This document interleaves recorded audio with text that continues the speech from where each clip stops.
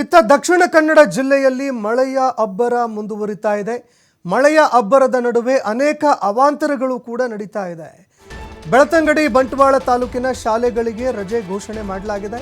ಮುನ್ನೆಚ್ಚರಿಕೆ ಕ್ರಮವಾಗಿ ಬೆಳ್ತಂಗಡಿ ಹಾಗೂ ಬಂಟ್ವಾಳ ತಾಲೂಕಿನ ಶಾಲೆಗಳಿಗೆ ರಜೆ ಘೋಷಣೆ ಮಾಡಲಾಗಿದೆ. ಬೆಳ್ತಂಗಡಿ ಹಾಗೂ ಬಂಟ್ವಾಳ ತಹಶೀಲ್ದಾರ್ ರಜೆ ಘೋಷಣೆ ಮಾಡಿ ಆದೇಶವನ್ನು ಹೊರಡಿಸಿದ್ದಾರೆ.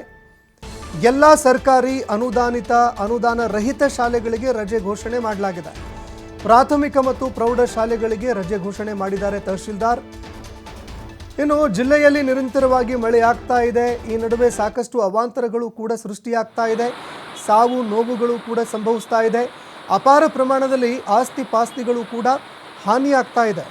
ಇದೇ ಕಾರಣಕ್ಕಾಗಿ ಶಾಲಾ ಕಾಲೇಜುಗಳಲ್ಲಿ ಯಾವುದೇ ರೀತಿಯಾದಂತಹ ಸಮಸ್ಯೆಗಳು ಎದುರಾಗಬಾರ್ದು, ಮಕ್ಕಳು ಈ ಅವಾಂತರಗಳಲ್ಲಿ ಸಿಲುಕೊಳ್ಳಬಾರದು ಅಂತ ಶಾಲೆಗಳಿಗೆ ರಜೆ ಘೋಷಣೆ ಮಾಡಲಾಗಿದೆ.